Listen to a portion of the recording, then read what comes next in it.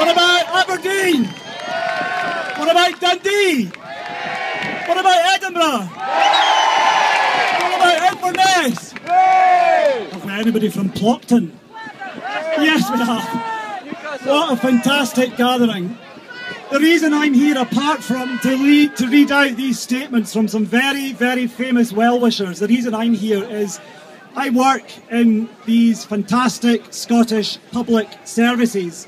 Every day of my working life, I stare into the eyes of 3 to 12-year-olds, and I know this is not the best that we can do for them.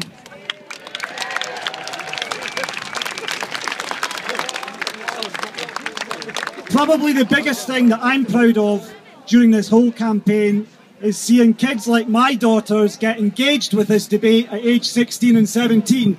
If that's not an argument for extending the franchise to 16 and 17-year-olds through the whole UK, I don't know what is. Well done to our young voters. You did a fantastic job. The reason that us oldies are here today is to show you that we are not going away, and we are standing right behind you as you take the independence message down through the generations until we win. You made us so proud, you really did. Okay, the first statement today is from Jerry Cinnamon, composer of Hope Over Fear. I'm sorry I can't attend the Voice of the People rally due to earlier commitments, but I wholeheartedly support what today is all about, and I've prepared a statement which I hope reflects many of your views. The divide and conquer tactics from Westminster are in full swing, but are only effective if we allow them to be. We mustn't play into their hands, no matter our frustrations. Strangely, we aren't helping ourselves in some ways. We need to ask whether we're proud to be one of the 45. Is it the right language we're using?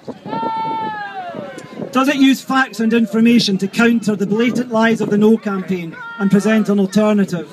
Or does it alienate them and entrench their views? We want the 45 to become 50, 60, 75%.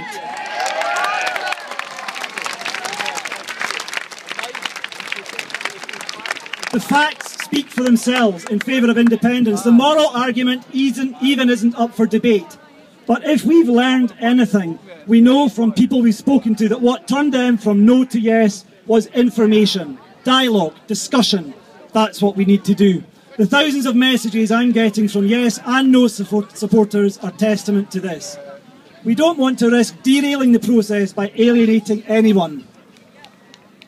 To those who took a stand against the attacks on society's weakest and most vulnerable, to those who believed in fighting for those who cannot fight for themselves, to those who believe we can build a better society, that power is still in our hands, not in the hands of the privileged few. To those who fought with heart and mind to make us the nation that we want to be, I salute you.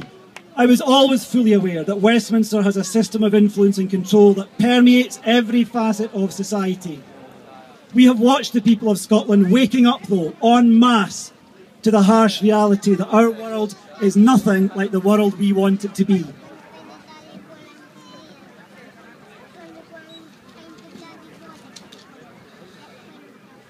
There's a major step that we've just taken in the raising of consciousness. The movement has seen facts pitted against fiction in an information war that reached its apex in the last few weeks, when some truth bubbled to the surface and some folk changed their minds. We need to get that truth to the surface, and we need to get more folk to change their minds. Keep up the brilliant work.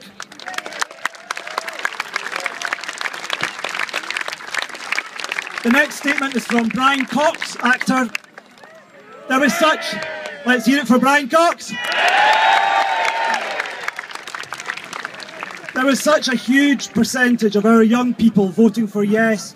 We owe it to them to keep the elephant firmly in the room. The issue is not going to go away, nor should it go away, nor should we go away. We owe it to these young people to keep up our efforts.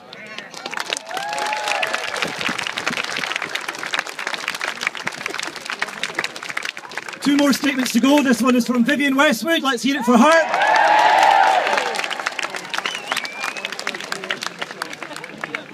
Her statement reads, "Scottish independence could have been the turning point towards a better world.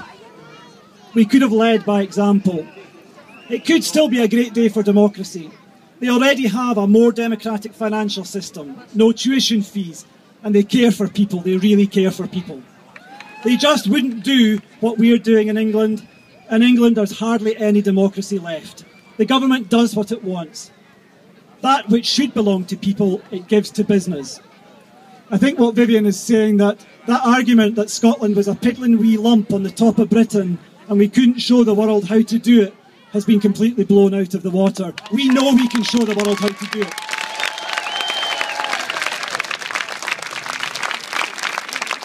And the final statement today is from Craig and Charlie Reid, the Proclaimers.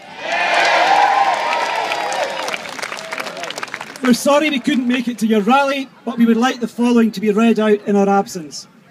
We are fully in support of continuing this struggle for independence. We are more confident than ever that Scotland will be an independent nation. The Yes campaign is the most dynamic, inspiring movement in our lifetime.